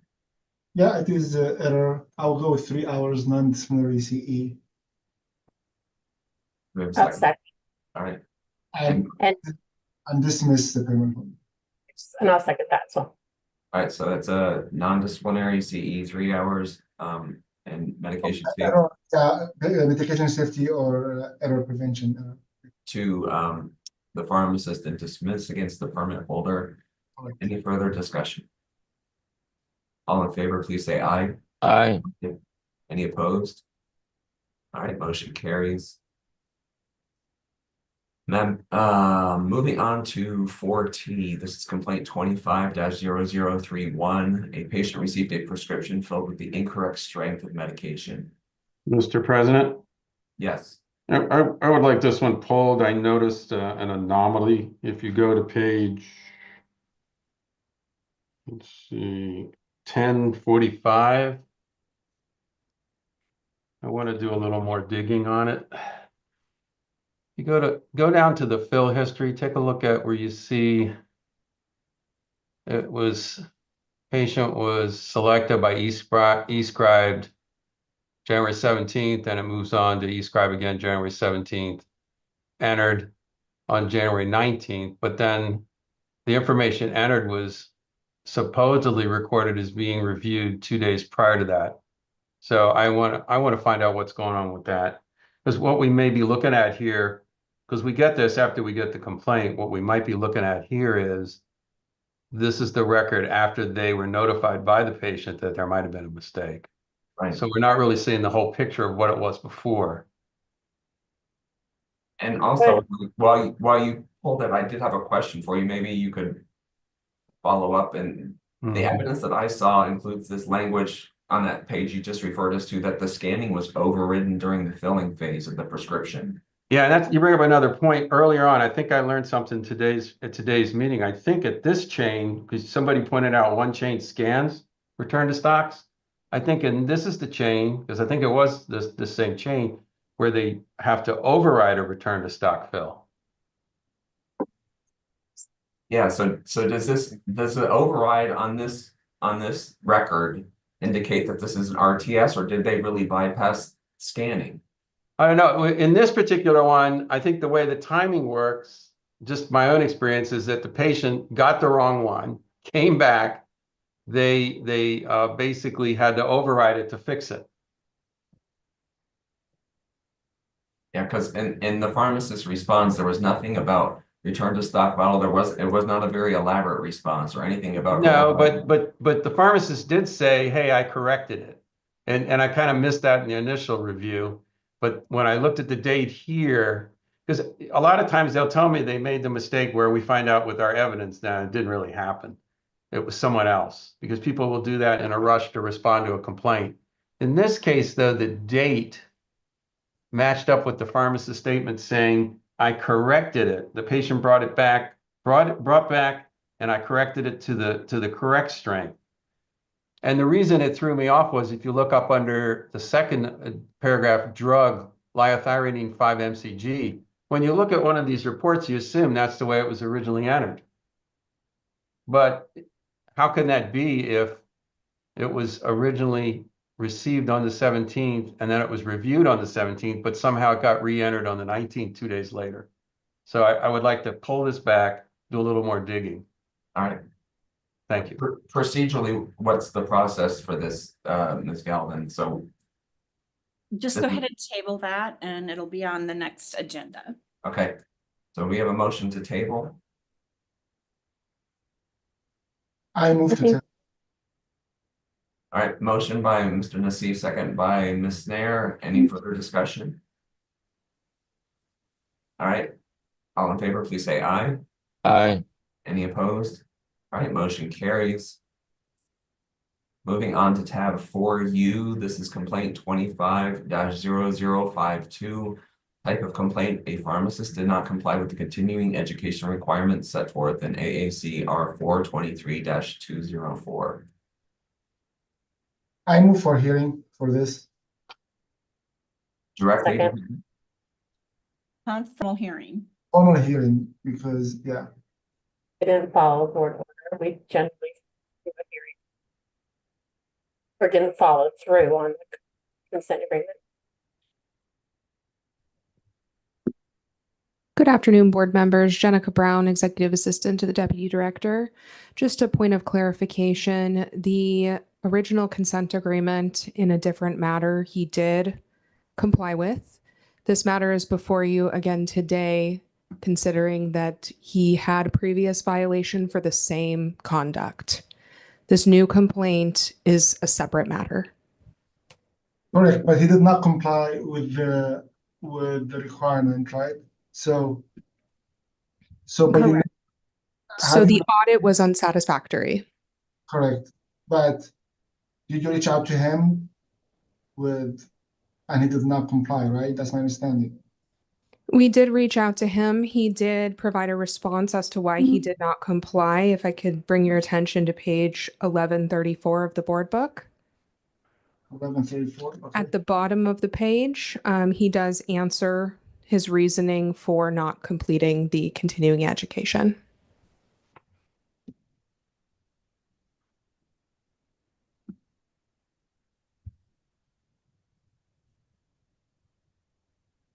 So it's my understanding that in lieu of the $100 per deficient CE that we do on the first non-compliance audit, we do 150 per deficient CE. Is that the standard terms that I am viewing correctly?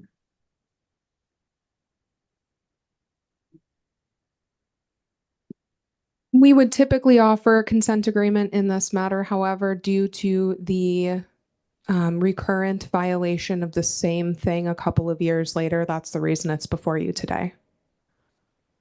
The repetitive, basically, yeah.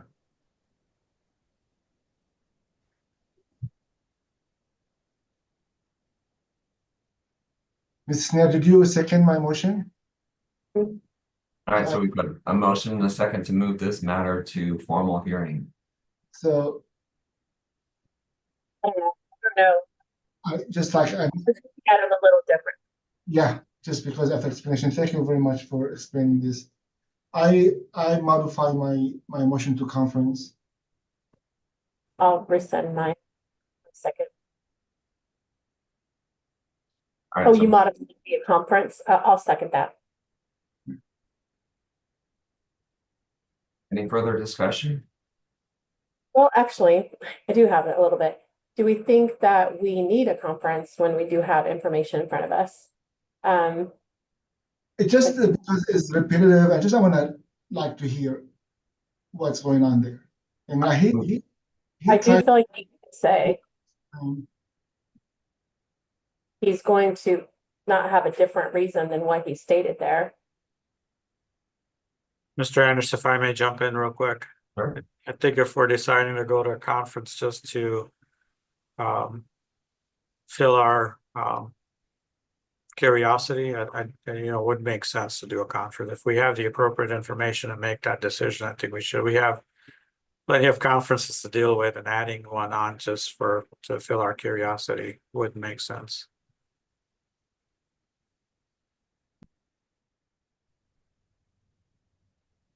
So does both first and second for the conference stand? I rescind mine. I think that we do have information here. We just need to decide what to do with that information because it's a second violation. Do we impose a different fine? Do we go with our grid? Because I don't know that we have a differing grid when used for a second violation, or do we just do the same? I saw on the grid. But to repeat, that's Correct. It says.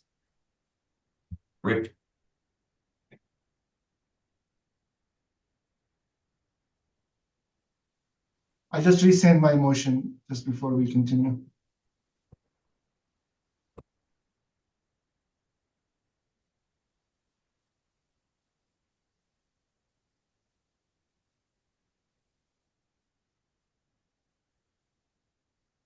Says repeat offense will result in board appearance.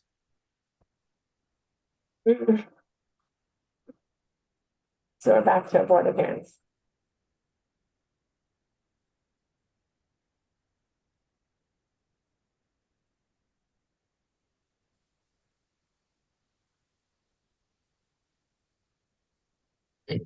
So Dr. Gandhi, to your point, I don't know if we're going to get much value out of a conference, but the grid that's in front of us says repeat offense will result in board appearance. I mean, we can use it as a guideline if we feel like it's not the case. And I kind of feel like in this, there's nothing other than what's stated here that I feel like we would get in a conference. Exactly, Ms. Nair. It is a guidance recommendation per se, but doesn't have to be followed if you have all the information before you. I understand we want to be consistent in our thought process and stuff, but again, if we're going to regurgitate the information you have before you, would it make sense to have a conference? So instead of $100, what do you think as a fair per deficient CE hour, since this is the second offense? So we've got a total of 25-hour deficiency, which includes 3 hours of opioid-related CEs. So we've got a 25-hour deficiency, and Ms. Brown, please jump in if I'm misspeaking. But if we've got 25 hours, generally we do $100 on the first offense. On the second offense, I guess we have some flexibility. Mr. Chair, if I may, we are able to account for a couple of hours since he did provide a couple of CE certificates that fell within the audit timeframe. It came to a total of 22 delinquent hours of CE. Within that 22 was including 3 hours of opioid related CE. Total of 22. So there is $150 per CE for second offense on page 20. Our board book. And it is a discipline, right? Because Right, a consent agreement would be discipline. yeah, it is discipline. Okay.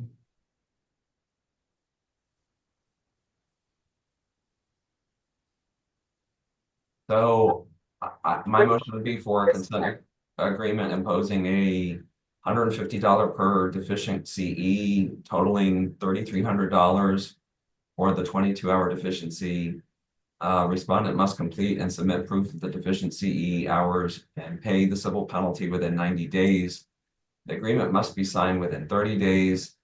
Additionally, the respondent will be subject to an automatic audit in the next CE cycle. All standard terms and conditions of the board consent agreement shall apply.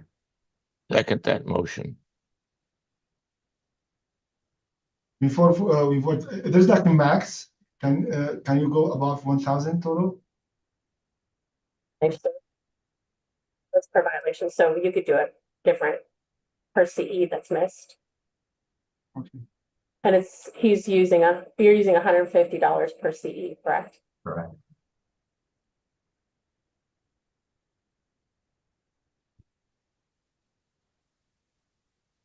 Dr. Gandhi, does that seem out of line with what we've done before, or is this unique? This is unique. I know there's guidance for second offense for non-disciplinary civil penalty for a second offense of $150. So $150 per CE credit is not customary. We've kind of stuck to $100, but then adding on $150 for non-compliance.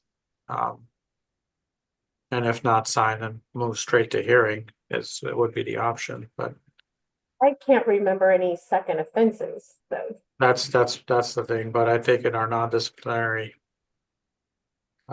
guidance, we have $150. And this is Jennifer Gilnavong. Just to be clear, based on the number of hours that he was delinquent in his audit, and based on board's previous guidance for offering or issuing non-disciplinary orders, he does not qualify for one, based on the guidance that was previously provided. I don't understand what you're saying. He doesn't. So it would be $100 per CE, 150, even though the $150 was for non-disciplinary civil penalty for second offense. Oh, I'm sorry, hang on, I'm getting some message here.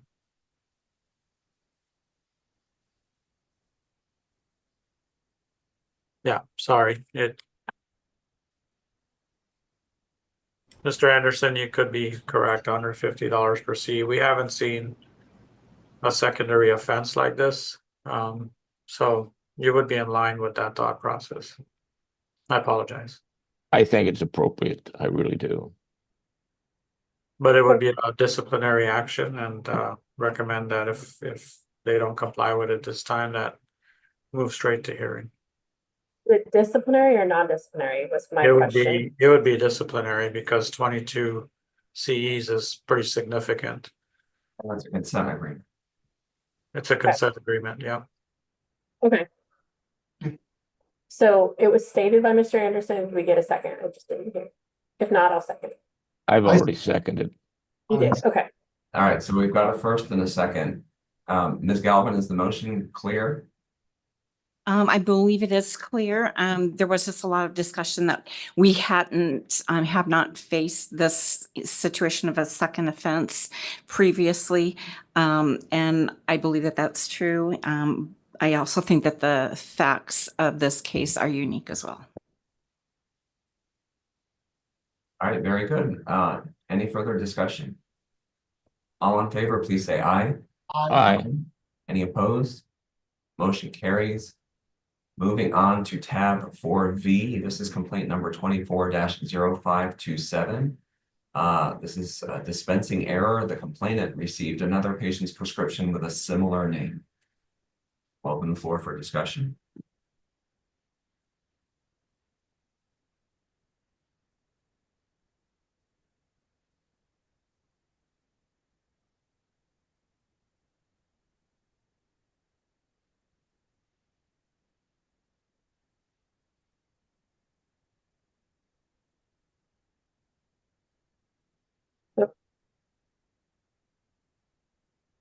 Oh, it was a non-licensed person that sold it. I put a letter of concern to the PIC and dismissal of the permit holder.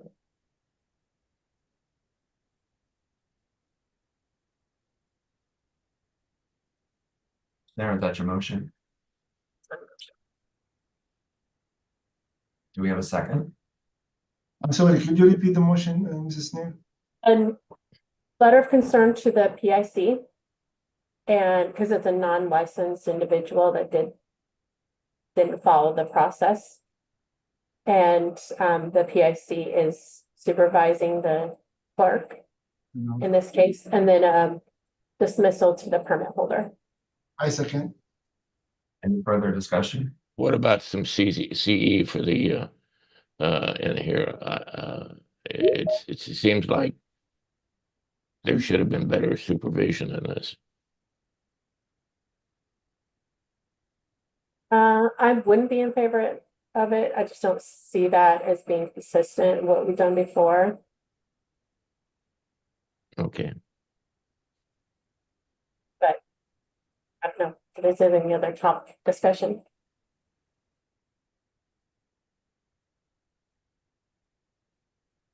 All right, so we've got a first and a second for a letter of concern to the PIC and dismissal against the permit. All in favor, please say aye. Aye. Aye. Aye. All right, motion carries. Moving on to tab 4W, this is complaint 25-0020. Type of complaint, a patient received an additional unprescribed medication with her order.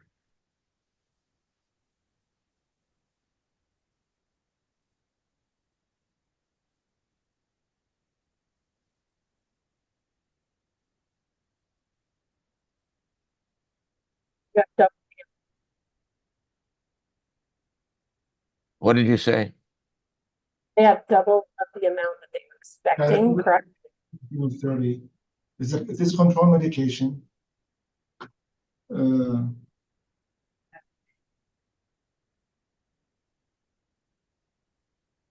That's correct. It was written for 30 and the patient who received the medication received 60.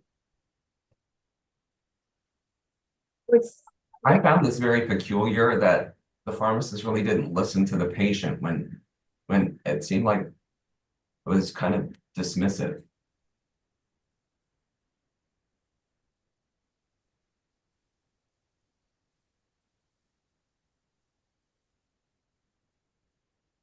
Maybe I'm confusing this one with another one that we have good quality there.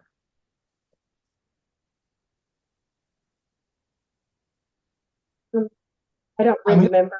Yeah, I didn't see any like issue more than giving like they doubled the quantity for this medication when they dispensed. Is written correctly and I would make a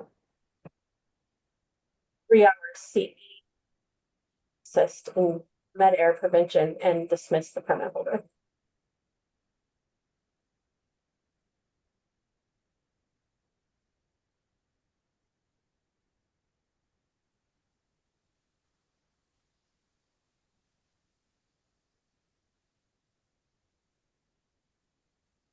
I'm just reviewing the documents here. just like putting notes here. I'm trying to find my notes. So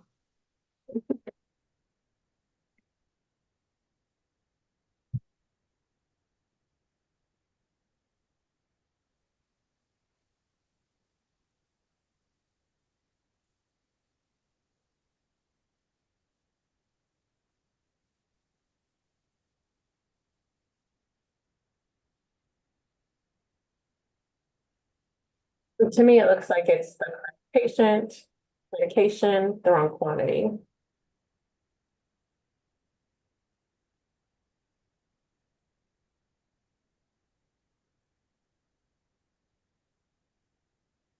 yeah, Mr. Anderson, there is nothing in the complaint says that pharmacy did not listen to a patient. Yeah, but I was Yeah. mistaken. Yeah, that's what makes a difference than the other case we discussed Right. This morning. That when the pharmacy didn't want to listen to a patient. So my apologies. Was there a motion to snap? I made a motion, 3 hours of non-disciplinary CE and med air prevention for the pharmacist and dismissal to the permit holder. And is there a second? Second.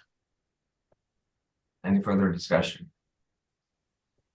All in favor, please say aye. Aye. nay, Oh, nay.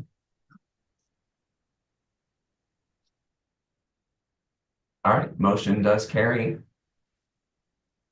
Mr. Nassif, can I ask what your thoughts were? it is from my perspective. It just, I mean, that error happens. Pharmacists give by mistake. There's not malicious, not ignorance, not reckless, none of this. You know what I mean? Give extra capsules or extra meds to a patient reach out to pharmacy, they fixed it, right? The pharmacy did not push back, did not do any of this kind of unwanted behavior. And I would be more satisfied with a letter of concern for this. But, you know what I mean? That's why I don't want to like add any I comment. still consider it misbranding. So it is a violation. So I We have this. respect your opinion, but I think I would stay with my original thought. Yeah. Thank you for explaining. Thank you. All right, moving on to our last complaint for this afternoon. This is tab 4X. This is complaint number 25-0096. Licensee violated an order for non-disciplinary civil penalty. I'll open the floor for discussion.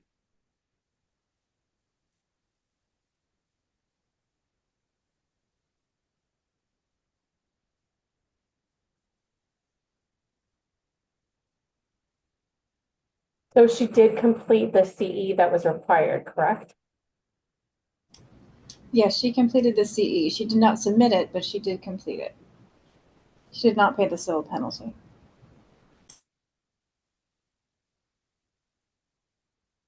I believe when it's been a violation of a board order or not completing a board order, we do move to hearing. That's your motion, Ms. Nair? Motion. All right, do we have a second? Second. All right, we have a first and a second. Any further discussion? All right, all in favor, please say aye. Aye. Any opposed? All right, motion carries.